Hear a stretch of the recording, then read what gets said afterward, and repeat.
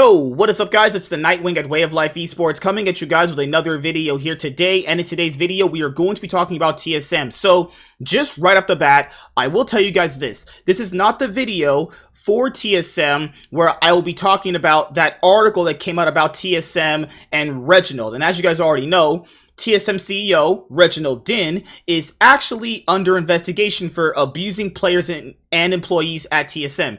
This is not the TSM video for that. This is a TSM video focusing on the new players that they are picking up for their academy roster and their main LCS roster. And they also made another pickup, and they actually grabbed X-Smithy as their head academy coach, which I think is actually pretty good given his experience actually. So I will have a separate TSM video focusing on that update to the investigation that Reginald is currently going through.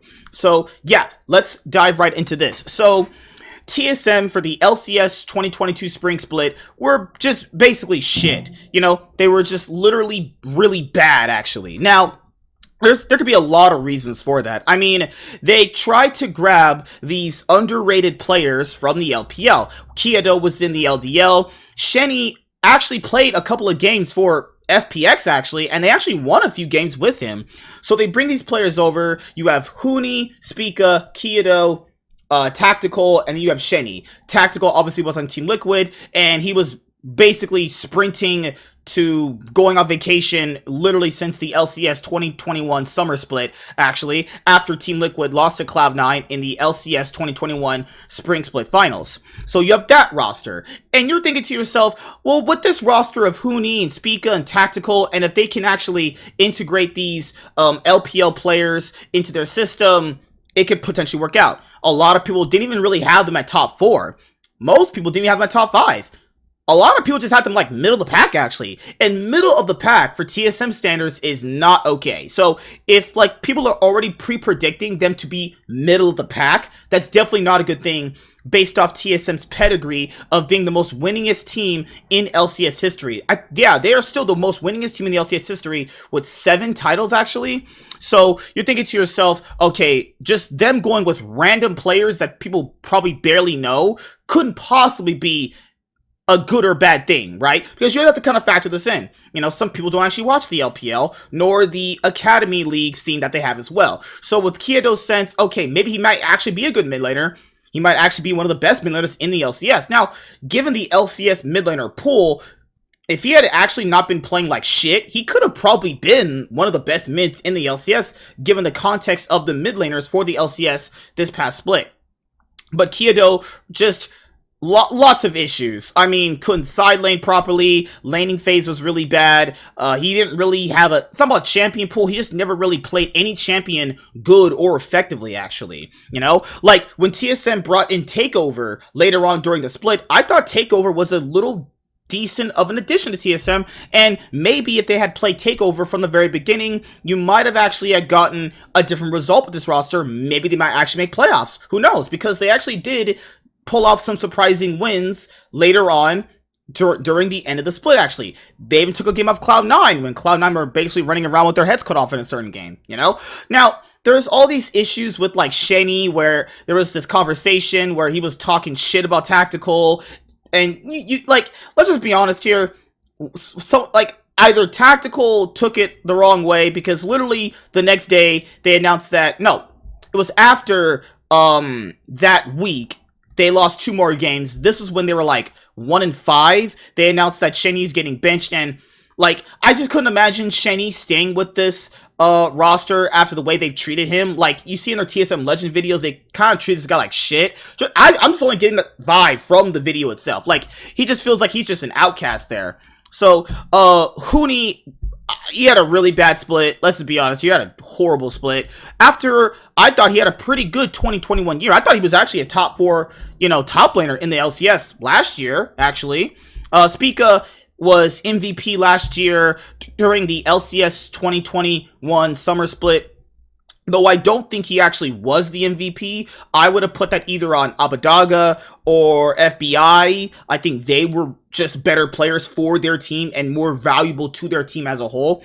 Spica came into the split, really never found his footing, actually. And then that's, yeah, Tactical. Tactical actually was their best player, quote unquote, if you want to say that. But that's really only because they literally put Huni on Enchanter tops like Karma and Lulu to basically shield and heal tactical. Like, their first win actually came from them playing a Jinx composition literally with Huni on, like, what, Karma or Lulu or some shit. They put up Yurson for a bit. That's when they got their first win. Their first win wasn't even with Shenny. It was actually with Yurson. Then that guy got swapped out. TSM was just basically a shit show, you know? So you have this first bit of news coming from .esports, where it says TSM signed LCK LLA veteran support Mia to LCS Academy roster. TSM continues to shuffle its roster in wake of a disappointing spring split. Now, I don't know if this guy is actually going to be competing with Shenny for the main spot, because they definitely were literally 2 weeks in going, okay, Shenny, you're benched, getting your son in here. So, like, if Shenny starts slacking this, summer split for the LCS, they will definitely most likely sack him for this guy if he's actually playing well. But who knows? Because integrating these, like, LCK, LPL players into the LCS could go one of two ways. It goes really well, or it goes really good. You get some good results out of it, or you get some really bad results out of it. You know, just the culture shift is really, really big, actually. But who knows? Let's see how it goes. All right, so TSM has signed support player Mia to its League of Legends roster, the team announced today. Mia will play on TSM's Academy level lineup, the team confirms, suggesting that TSM starting support during the spring split. Shenny will remain on the organization's main roster heading into the second half of the 2022 LCS season. So they announced this here. Please give a warm welcome to our new LCS Academy support, Mia, boasting experience across different leagues and an engaged heavy playstyle. Mia is the perfect fit for our Academy roster. His knowledge and leadership will be incredible assets to develop the squad. Yeah. The issue here is, people always say these, like, LCS orgs, or most orgs always say this, though. This is just common PR when they introduce a new player. They're there for one thing, and then when situations start going bad, teams start losing a lot of games, they definitely will switch things up, You gotta factor that in. Different situations during certain splits call for different things to happen, like certain players being swapped out, Mia spent portions of the 2021 and 2022 seasons playing in the Liga Latinoamerica LLA for Astral Esports. He and the team reached the finals for the LLA playoffs. The split coming within one match of attending this year's midseason invitational. Mia previously played for former LCK organization Seoul Hail Prince during the 2020 season.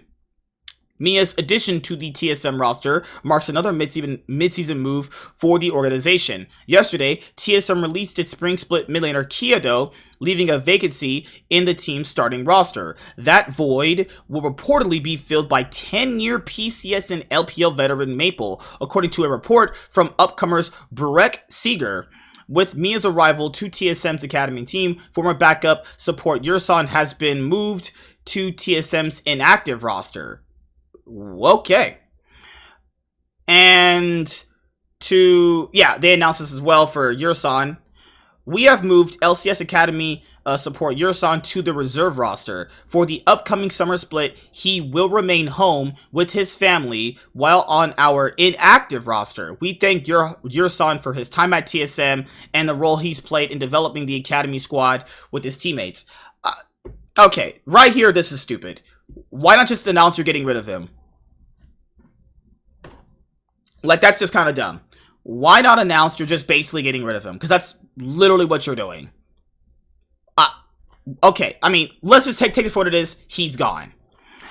This spring, TSM posted its worst split in franchise history, finishing 8 games under 0.500 with a record of 5-13 and failing to reach the LCS playoffs for the first time since its inception of the league. TSM has over 6 weeks to restructure its roster ahead of the 2022 LCS summer split. The league will return to action on June 18th. Yeah, because we got MSI coming up next week, actually, and I'm really excited for that, actually. All right, so that's the whole Academy situation linked up for TSM. And now you have the big one right here. Maple joining TSM. Now, I've explained this before. Maple joining TSM actually could be a pretty good thing, honestly, because the mid lane pool in the LCS is not looking good. And I know people were talking about fudge and shit. Guys, I'll have a video covering what Cloud9 has recently done. Don't worry, I'll have that coming out. If Fudge was as good as a lot of people had said, let's just be honest here, there's no reason to move him from playing mid lane. I'm just being honest here. That doesn't make any sense. If he's like actually as good and you see some really bright future with him as a mid laner, why not just actually get another good top laner? You know? Because that wouldn't make sense to just abruptly swap him out of mid, put him back to top lane when he was already doing good mid. No, he just really wasn't that good. You know? He did good based off the context of the LCS mid lane pool being bad. That's it. That's literally it. Because if he's as good as some people have said, why in the world would you take him off of mid lane and put him back to top lane? That wouldn't make any logical sense to anyone. So you're going to have Maple, Bjergsen, Jensen, Jojo Pion competing in the league. A Blaze Olive, Takuli also looked pretty strong as well. I think if Maple could actually integrate within the TSM roster well, I think it's very possible that he could become a top 3 mid laner right off the bat. Now, I know people have said that he's played on Anyone's Legend in the LPL. Yeah, I know. I don't watch Anyone Legends games because they were at one point Rogue Warriors, and Rogue Warriors were dog shit outside of the year that Doinby was with them. So, yeah, I've seen Maple since 15? Yeah, I've seen Maple since 2015. MSIs, random times I would check into the PCS. He's actually a pretty solid player overall. You know, I don't think he's bad at all. Honestly, at certain international events, I thought he was just better than Bjergsen, just outright, you know? But given the fact of, you know, the nature of, like, certain Flash Wolf teams, they were just super volatile, you know? So, I think this actually is a good move for TSM. I think that when you're looking at, this will be a direct upgrade over Kiedo. Now, this will pose potentially the same problems, you know? Now, you're gonna have hopefully Maple, no. Could he communicate with Shenny? Because that's the thing. Communication is key. Like, I don't know about Maple's English, actually, and the potential added aspect of this happening again, because I think one of the biggest problems for TSM was communication during the LCS 2022 spring split, because Shenny, Spica, not on the same page, Tactical and Shenny, not on the same page. Basically, people say, there were, like, videos or people rumoring that Shenny was clogging up comms. What the fuck that's supposed to mean in some stupid bullshit terms, you know? So if they run into the same problems again, that's going to be an issue. Because, like, the communication thing is key in League of Legends. On-spot communication is key when having certain imports, you know? I don't know how good Maple's actual English is. And if it is good, that's a good thing. He can pair it with Spica and Shenny very well. Because he could be bilingual. He could talk to Spica, and he could talk to Shenny. That'd be a really good thing. Now, does this put TSM overwhelmingly in top 4 contention? I don't know. I don't really know, honestly. I think this would solidly put them in playoff contention, probably around 6th place, honestly. That's just me personally. TSM introduces Maple as starting mid laner for 2022 LCS Summer Split. The key to TSM's upcoming split has finally arrived. So, the reason why this is also very pivotal is mid literally is the most important position in the game. And you need a strong player at mid who can do you don't really need him to do multiple things. You need him really good at certain things. Mid jungle or mid support. You need him really good at certain picks in the meta, whether it be champions like Ryze, Azir, Orianna, Syndra, Victor. Or Silas comes up always sometimes as well. Like, you need a mid laner who can play different champions very well for a ton of different splits while also adapting to certain playstyles. Just, you need really good versatility in some of your mid laners. Like, LeBlanc has come up recently. We know Maple's a good LeBlanc player, so this is actually a pretty good move for TSM, and I actually really like this one overall. I know some people were, like, shitting on it, you know, on Twitter, but no, I actually genuinely think this is a pretty good pickup for them, actually. Given the volatility of the LCS mid lane pool, I mean, he could easily be the best if this team could really get going, honestly, in a way that it couldn't have gone last split. He could easily be a top 2, top 3 mid laner. Let's be honest here. After a season of disappointment for TSM, After a season of disappointment for fans of TSM's League of Legends team, the organization has brought in a familiar veteran to help lead the squad this coming summer split.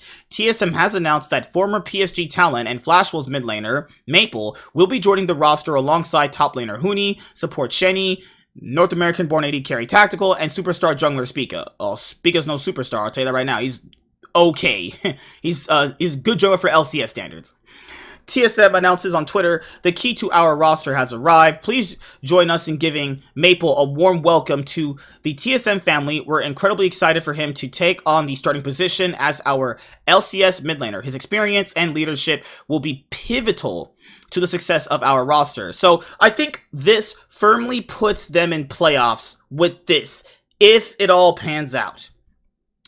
The team's assistant general manager, Glenn Yang, said in a statement that the coaching staff graded Maple and believed that his skill level places him in the top 3 of all LCS mid laners.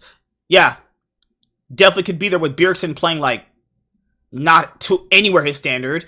Jojo Pion, pretty solid, pretty solid overall. Blaze Olive, pretty solid. Tukuli, pretty solid. Yeah, pretty solid players right there, you know? And then you had Fudge, who was an autofill mid laner. So that doesn't count anymore coming into summer, and I never have to talk about that ever again, because even Cloud9 knows that was never going to work. With 9 years of competitive league experience under his belt, the team thinks that he is a great addition to a roster looking for some guidance. Why I want to join TSM. They didn't perform as expected in the spring split, so I hope my joining could help bring some changes, Maple said. I want to bring the playstyle that I learned in the LPL and PCS to NA and help the team qualify for Worlds while getting better results. Oh, Maple, you got some high hopes there. LCS and actually integrating players and the players on certain rosters listening to an actual proven player. Because that's the thing. Maybe it was like a player clash in TSM. Maybe they weren't all on the same page because of just different ideas on how to play the game were just so drastic, actually. Maple last played in the LPL with Anyone's Legend, but only played 10 games while sharing playing time alongside Forge. He didn't get a chance to move forward after the squad finished as a bottom-tier team with a 5-11 record. Maple was also the starting mid laner for PSG Talon in the PCS, where he helped the team achieve a perfect record during the 2021 summer split. The veteran mid laner will need to work hard with the rest of TSM after the roster battled through the worst LCS season in the organization's history this past spring. Not everything is going to be fixed here in the first year, but ultimately, we feel we're in a place where we can start rebuilding and get TSM back to its winning culture. Step by step, TSM's VP Dominic Callis said. Okay, so that's all fine and dandy that anyone can say that, but you know, we'll have to see how it plays out on the Rift. You know, that's how that always plays out. That's how that always works. So my thing here is, you know, TSM bought into this like developmental roster, you know, with these LDL prospects, these LPL players, and you know, people were like, well, they just kind of threw that away. Well, yeah, I could understand from their point of view. You guys have to look at it this way. Here, try to understand what I'm saying this way. With League of Legends specifically, it's not a game where you could go, okay, I think most people could understand, at least from the general audience, right? The general person watching could understand if a team is good based off very little things, right? Or you have what is called the eye test, and you can see if a team is good together. Not even just individual players, if the team itself is full of good players, right? Or are there a few good players, you have your pieces that work together with those good players, and do they play well as a team? You could literally see in the TSM games, not even just from the latter part of the split where they started winning a couple, they were just bad. They were just really bad. So there's no point in trying to like fix what is not going to be good, proven within 3 months of gameplay. They're not good as a team. In their own TSM Legends videos, saying that they have like, let's say this, for lack of letter term, losing all their scrims, you know, because that's what Chowei and other coaches were saying, losing all their scrims. Why would you try to run that roster back? There was nothing salvageable about that roster at all. Even when they brought in TakeOver, it just honestly wasn't going to work out, you know? Like, people got to understand, like, the scene moves too fast, the game moves too fast, players change all the time, whether they're good one year and not good another. You have to understand that. You can't just waste time with certain players. Remember, guys, they are seeing these players more than us. We see them, like, what? The time they're actually playing League the stage games, actually. They see scrims and solo queue and all that other stuff. So I understand TSM's point of view when throwing out that developmental roster idea, because it just wasn't working. Like, if you can't see the writing on the wall, if it's just not working, because at that point, you're just wasting time, you know? Like, if CLG wants to waste their time doing developmental rosters, sure. I mean, CLG's not winning anything anytime soon. They won't be sniffing a trophy for the next 10 years, probably. And they haven't sniffed a trophy since 2016, which has been 6 years. So, yeah, teams like CLG, freaking Immortals, Golden Guardians, FlyQuest, you know, they can do developmental rosters. Want to know why? They're not really going anywhere. They're not going to Worlds. They're not going to MSI ever, you know? Doesn't matter. They can do developmental rosters. They're not really doing anything. All their goal is to just perform well during an LCS split, given whatever year, and then just make playoffs. That's their goal. You know, it's literally their goal. So, or Dignitas as well. Teams like Dig, Golden Guardians, FlyQuest, CLG, Immortals is randomly trying to get in good players. So I'll just put that into a different category. Like, just TSM is not trying to have developmental rosters that don't work out. And you can tell when they don't work out based off the gameplay, based off the players themselves. It's just stuff you can see with your own eyes. Like, it would be a waste of time to try and keep a roster together that you clearly can see was not working. And by the results, it wasn't working. And by their videos itself, it looked pretty bad. So, yeah, the next video I have for you guys is going to be the Cloud9 video talking about their off-season. They let go of some players, and I want to talk about that as well. Then after that Cloud9 video, I'll talk about, you know, the TSM video covering the whole Reginald thing, actually. And then after that, I'll try and cover the rest of the off-season moves that you guys probably haven't even heard of. MSI 2022 is going to be happening very, very soon. May 9th? Actually, May 10th? Yeah, next week. I think it's going to be on Monday or Tuesday. That's going to be awesome. Can't wait for that. And I know we've gotten some new subscribers, so thank you guys for subscribing. The Cloud9 podcast is going to be Friday this week at around 7 p.m. PST, because I'm getting off at 5 o'clock and I won't be home till like 6. So the Cloud9 podcast will probably start around like 8 o'clock, actually, you know. So thank you guys for your continued support. I know sometimes, like, I don't upload as much unless it's a Cloud9 podcast. But like I said before, the only actual uploads you're going to be getting is like news videos like this. So the primary content is in the Cloud9 podcast. And then your uploads will be, obviously, videos like this, where I'm covering the news, roster moves, and the other situation, which is classifies as news, which would be the whole TSM Reginald abusing players situation. So, yeah, see you guys later. Like, comment, and subscribe. Most of all, enjoy. I'm the Nightwing, and Way of Life Esports is signing out, guys. Peace. Have a good day. See you guys later. Deuces. I'm out this day, man. Peace.